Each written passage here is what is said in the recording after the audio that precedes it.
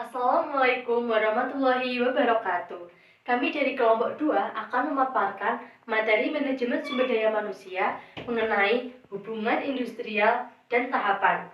Nah, yang pertama kita akan membahas mengenai apa sih serikat pekerja atau serikat buruh. Kemudian yang kedua, kita akan mempelajari mengenai fungsi dari serikat pekerja atau serikat buruh itu.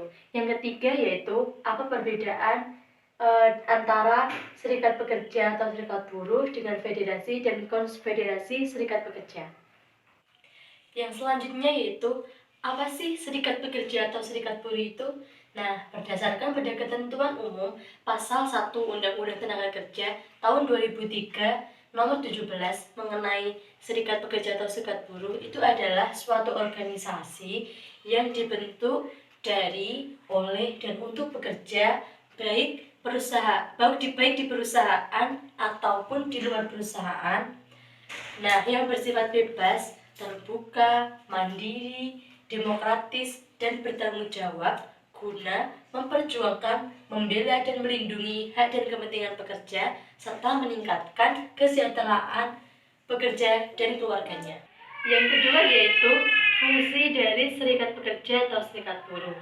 Berdasarkan pada pasal 102 Undang-Undang Tenaga Kerja tahun 2003 dalam menjalankan hubungan industrial, pekerja dan serikat pekerja itu mempunyai fungsi pekerjaan sesuai dengan kewajibannya.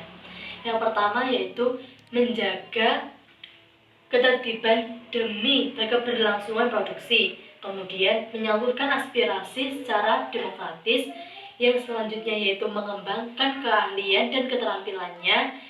Yang selanjutnya serta ikut memajukan perusahaan dan memperjuangkan kesejahteraan anggotanya dan keluarganya. Yang ketiga yaitu perbedaan antara serikat pekerja, federasi, dan konfederasi serikat pekerja. Nah, kalau serikat pekerja itu tadi kan intinya adalah hak dan kepentingan bagi para pekerja atau organisasi yang dibentuk dari, oleh, dan untuk pekerja baik di perusahaan maupun di luar perusahaan yang bersifat demokratis untuk kepentingan pekerja dan untuk meningkatkan kesejahteraan pekerja dan keluarganya. Nah, kalau federasi itu sendiri yaitu terbentuk dari sekurang-kurangnya itu 5 serikat pekerja. Sedangkan konfederasi serikat pekerja itu adalah gabungan dari sekurang-kurangnya 3 federasi serikat pekerja. Nah, untuk apa sih kegunaannya dari perbedaan ini? Nah, itu untuk supaya serikat-serikat pekerja ini tadi mendapatkan dukungan atau kekuatan yang lebih dari bantuan dari serikat-serikat pekerja yang lainnya, yang kemudian akan mempermudah usaha serikat pekerja di perusahaan untuk memperjuangkan kesejahteraan serikat pekerja atau para pekerja. Kemudian bagaimana sih cara membentuk serikat pekerja pada perusahaan itu?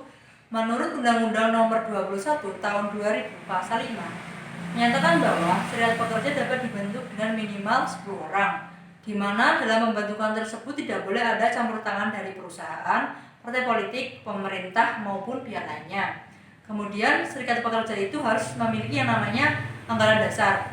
Anggaran dasar ini mencakup nama dan lambang, kemudian dasar negara, asas dan tujuan, tanggal pendirian, tempat kedudukan, keanggotaan dan kepengurusan, sumber dan pertanggungjawaban keuangan, kemudian terakhir ketentuan perubahan AD atau ART. Kemudian cara menjadi anggota serikat pekerja itu bagaimana? Menurut Undang-Undang Nomor 21 Tahun 2000 Pasal 12 menyatakan bahwa serikat pekerja itu harus terbuka untuk menerima anggotanya, di mana tanpa membedakan jenis kelamin, ras, suku, dan agama. Umumnya karyawan yang ingin menjadi anggota serikat pekerja itu menghubungi pengurus serikat pekerja pada perusahaannya. Kemudian dia akan mengisi formulir untuk pendaftaran. Kadangkala anggota serikat pekerja itu diwajibkan untuk melakukan iuran pekerja yang nominalnya sih kecil, sebesar 1.000 sampai 5.000 rupiah saja. Misalnya ibu saya, ia bekerja di PT Usmantek. Ia sebulannya itu dia membayar iuran pekerja sebesar Rp8.000, di mana Rp5.000 untuk serikat pekerja dan yang Rp3.000 untuk membayar gaji pengurus. Kemudian setelah menjadi anggota serikat pekerja, apa sih keuntungannya? Sebenarnya keuntungannya itu cukup banyak ya, apalagi serikat pekerja perusahaan itu sudah berafiliasi dengan ke federasi serikat pekerja maupun ke konfederasi serikat pekerja. Misalnya pabrik-pabrik di kawasan industri tempuran itu seperti tekstil, Usmantek, Johartek maupun kayu lapis seperti Rimba Buana itu sudah berafiliasi dengan Federasi Kesatuan Serikat Pekerja Nasional Kabupaten Magelang. Contoh keuntungan yang didapat itu diantaranya yaitu anggota serikat pekerja akan mendapatkan yang namanya peningkatan kemampuan kerja dan diri. Misalnya misalnya training negotiation skill, training pembuatan perjanjian bersama dan lain sebagainya. Kemudian apabila anggota serikat pekerja itu mendapatkan masalah dengan perusahaan, maka dia akan mendapatkan bantuan hukum, di mana yang berkaitan dengan permasalahan hukum dan pemenuhan hak-hak sebagai karyawan. Seorang pekerja dapat menjadi anggota lebih dari satu serikat pekerja. Menurut Undang-Undang Nomor 21 Tahun 2000 tentang Serikat Buruh atau Serikat Pekerja, Pasal 4, tertera bahwa seorang pekerja tidak dapat menjadi anggota lebih dari satu serikat pekerja di satu perusahaan. Apabila pekerja tersebut dalam satu perusahaan namanya tercatat di lebih dari satu serikat pekerja, maka yang bersangkutan tersebut harus menyatakan secara tertulis satu serikat pekerja yang mana yang dipilihnya.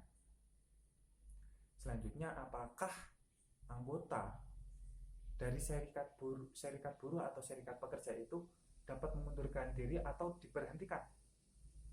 Jawabannya ya, anggota dapat mengundurkan diri dengan syarat menulis surat pernyataan mengundurkan diri, dan anggota dapat diberhentikan sesuai dengan ketentuan yang ada pada anggaran dasar dan anggaran rumah tangga di serikat pekerja tersebut. Namun, dalam pasal 17 Undang-Undang Nomor 21 Tahun 2000 tertulis bahwa yang bersangkutan atau pekerja yang buruh ini harus bertanggung jawab atas kewajibannya yang belum dipenuhi. Artinya, jika pekerja atau buruh ini keluar, dia harus menyelesaikan tanggung jawab yang ada dalam serikat pekerja tersebut. Nah, demikian kami menjelaskan tentang serikat pekerja. Selanjutnya kami akan menjelaskan tentang hubungan industrial. Apa sih hubungan industrial itu? Jadi, hubungan industrial itu menurut Undang-Undang Nomor 13 Tahun 2003 tentang Ketenagakerjaan, Pasal 1 Nomor 16 disebutkan bahwa hubungan industrial adalah suatu sistem hubungan yang terbentuk antara para pelaku dalam proses produksi yang terdiri dari pengusaha, pekerja atau buruh, dan pemerintahan yang didasarkan pada nilai-nilai Pancasila dan Undang-Undang Dasar Republik Indonesia tahun 1945. Jadi, hubungan industrial ini adalah hubungan antara semua pihak yang berkepentingan atau yang bersangkutan atas proses produksi, atas pelayanan jasa di suatu perusahaan. Bentuk hubungan industrial dalam dimensi kemitraan dan pemberdayaan, hasil akhir hubungan kemitraan antara perusahaan dengan pekerja atau organisasi atau buruh akan dicirikan oleh beberapa aspek. Yang pertama, kesejahteraan. Semua yang terlibat dalam hubungan kemitraan melampaui kebutuhan pokok minimum. Yang kedua, akses sumber daya. Tidak ada halangan untuk mendapatkan akses, termasuk kesempatan yang sama dalam jenjang karir yang ditunjukkan dengan prestasi dan persaingan terbuka. Yang ketiga, kesadaran kritis, bahwa dalam menjalankan pekerjaan harus dilandasi oleh semangat diperintah diri sendiri secara tanggung jawab. Yang keempat, partisipasi. Yang kelima, kuasa. Kuasa untuk melakukan pekerjaan layaknya memerintah diri sendiri. Tujuan pengaturan hubungan industrial yaitu meningkatkan produktivitas atau kinerja perusahaan serta tercapainya kesejahteraan bagi pekerja atau buruh dan pengusaha secara adil. Itu pengaturan hak dan kewajiban. dibedakan menjadi dua kelompok. Yang pertama, hak dan kewajiban bersifat makro minimal, sebagaimana diterapkan dalam peraturan perundang-undangan ketenagakerjaan, yang pengertiannya hal-hal yang diatur dalam perundang-undangan berlaku menyeluruh bagi semua perusahaan dengan standar minimal. Yang kedua, hak dan kewajiban yang bersifat makro kondisional, bahwa standar yang hanya diberlakukan bagi perusahaan secara individual telah sesuai dengan kondisi perusahaan yang bersangkutan. Menjelaskan mengenai sarana utama pelaksanaan hubungan industrial. Untuk mencapai tujuan utama peraturan hubungan industrial ini, diperlukan beberapa sarana untuk melaksanakannya. Yaitu yang pertama ada peraturan perundang-undangan yang merupakan standar minimal yang harus ditaati perjanjian kerja bersama atau PKB yang merupakan syarat kerja yang dirumuskan melalui perundingan antara serikat kerja dengan pengusaha. Yang kedua ada peraturan perusahaan atau PP yang mengatur syarat kerja yang dibuat oleh perusahaan. Dunia perburuan dan ketenaga kerjaan di Indonesia mengalami perubahan besar seiring dengan perubahan politik dan ekonominya. Perubahan ketenaga kerjaan ini didorong oleh adanya reformasi dan kesepakatan negara-negara anggota Organisasi Ketenaga Kerjaan ILO untuk menerapkan konvensi-konvensi dasar organisasi tersebut. Pengertian dari hubungan industrial itu sendiri merupakan suatu sistem hubungan yang terbentuk antara pra-perilaku dalam proses produksi barang atau jasa yang terdiri atas pengusaha, kerja, dan pemerintah. Sedangkan hubungan kerja merupakan hubungan antara pengusaha dan pekerja berdasarkan perjanjian kerja yang mempunyai unsur pekerjaan, upah, dan perintah.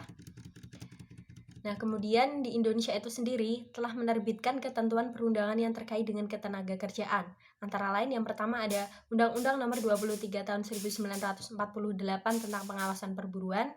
Yang kedua ada Undang-Undang Nomor 21 Tahun 1945 tentang perjanjian perburuhan. Ketiga ada Undang-Undang Nomor 22 Tahun 1957 tentang penyelesaian perselisihan perburuan. Selanjutnya ada Undang-Undang Nomor 1 Tahun 2004 tentang penyelesaian perselisihan hubungan industrial. Dan yang terakhir ada Undang-Undang Nomor 3 Tahun 2003 tentang ketenaga kerjaan. Kemudian saya akan menjelaskan materi mengenai hubungan industrial Pancasila.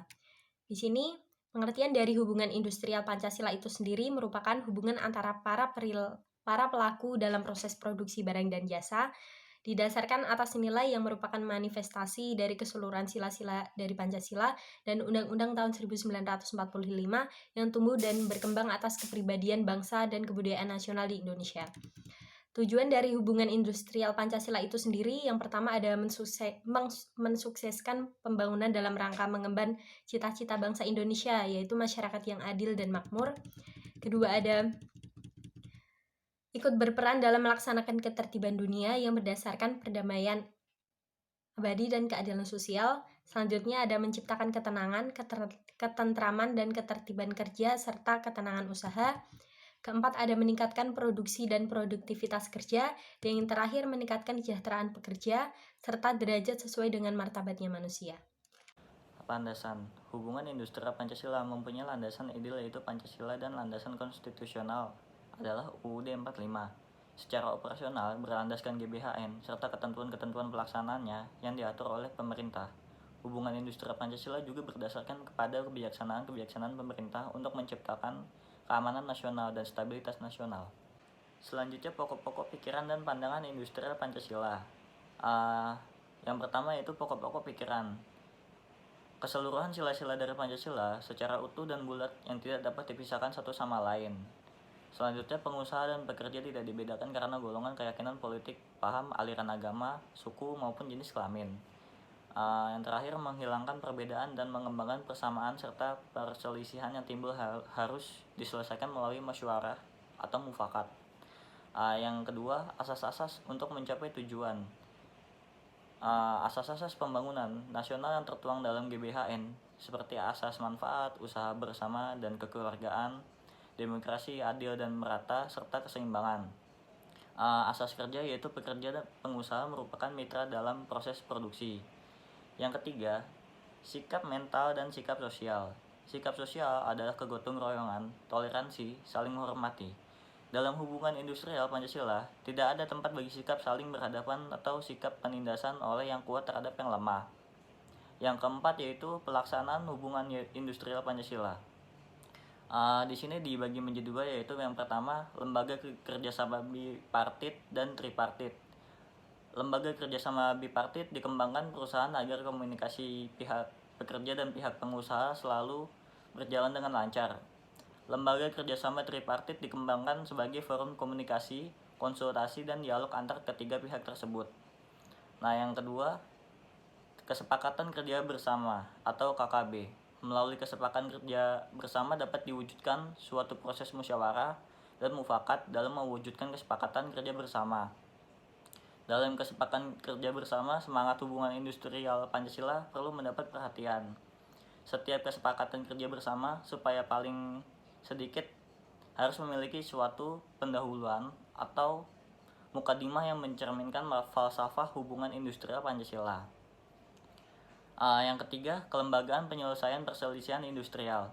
Lembaga yang diserahi tugas penyelesaian perselisihan perlu ditingkatkan peranannya melalui peningkatan kemampuan serta integritas personilnya. Kelembagaan penyelesaian perselisihan baik pegawai perantara, arbitrase yang berfungsi dengan baik akan dapat menyelesaikan perselisihan dengan cepat, adil, terarah, dan mudah. Yang keempat, peraturan perundang-undangan ketenagakerjaan. Peraturan di sini berfungsi melindungi pihak yang lemah terhadap pihak yang kuat dan memberi kepastian terhadap hak dan kewajiban masing-masing. Setiap peraturan perundangan ketenagakerjaan harus dijiwai oleh falsafah hubungan industrial Pancasila. Karena itu, kalau perlu diciptakan peraturan perundangan yang baru yang dapat mendorong pelaksanaan hubungan industrial Pancasila. Yang kelima yaitu pendidikan hubungan industrial. Agar falsafah hubungan industrial Pancasila dipahami oleh masyarakat, maka falsafah itu disebarluaskan melalui penyuluhan maupun pendidikan.